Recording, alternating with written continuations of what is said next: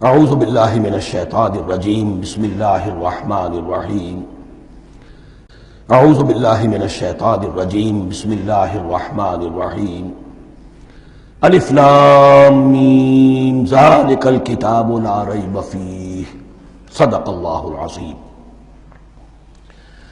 الف لام میم حروف مقطعات ہیں جن کے بارے میں عرض کر چکا ہوں۔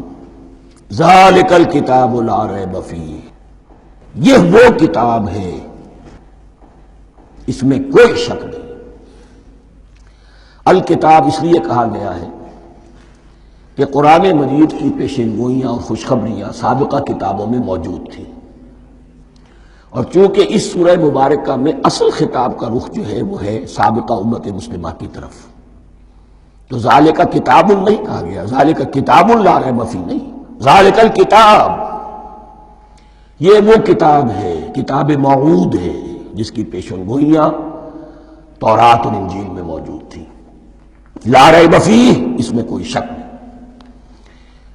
حرف اورا ریب نئے، تبدیل نئے، یہی الفاظ آئے ہیں سورہ سجدہ کے شروع میں بھی، الف لام میم تنزیل الکتاب لا ریب فیہ رب العالمین، لا ریب فیہ من رب العالمین، فیہ ھدی للمتقین۔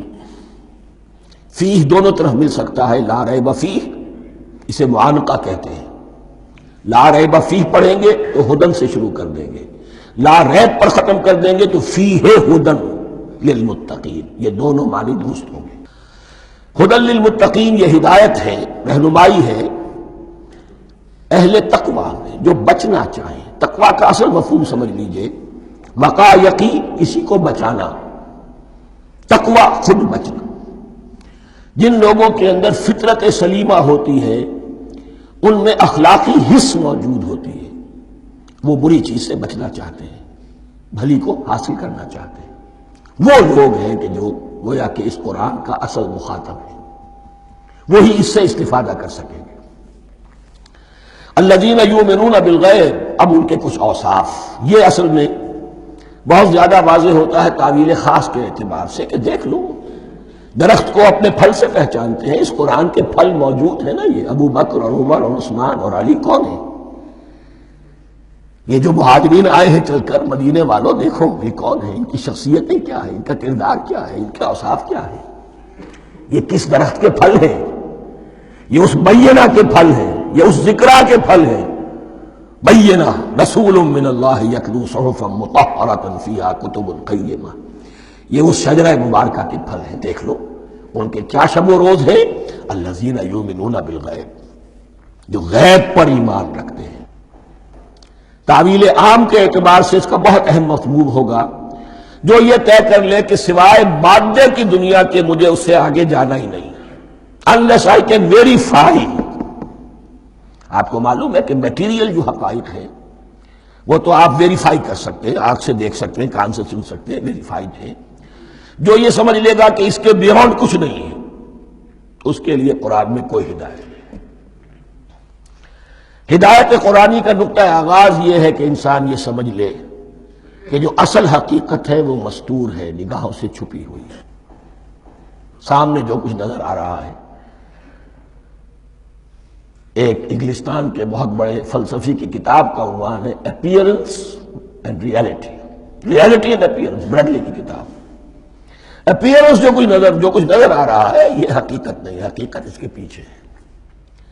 اور کنفیوشس کا ایک جملہ ہے جو بہت بڑا حکیم اور فلسفی تھا، چین کا بہت بڑا حکیم اور فلسفی، اور ہو سکتا ہے کہ نبی ہو، واللہ عالم، ہم کہہ نہیں سکتے۔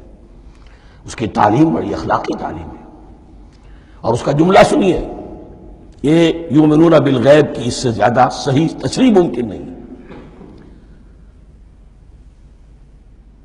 There are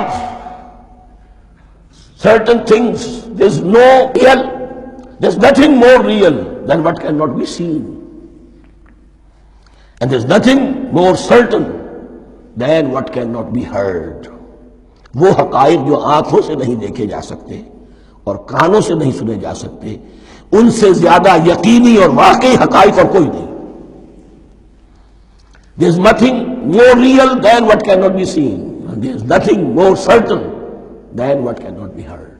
الذین یؤمنون بالغیب وَيُقِيمُونَ الصَّلَاةَ، نماز قائم کرتے ہیں، وَمِمَّا رَزَقْنَاهُمْ يُنْفِقُونَ، اور جو کچھ ہم نے انہیں دیا ہے اس میں سے خرچ کرتے ہیں، خیر میں، بھلائی میں، نیکی میں، ابنائے نو کی حاجات کو رفع کرنے میں، لوگوں کی تکلیفیں دور کرنے میں، خود اللہ کے لیے، اللہ کی رضا جوئی کے لیے، اللہ کو قرض حسنہ دیتے ہوئے۔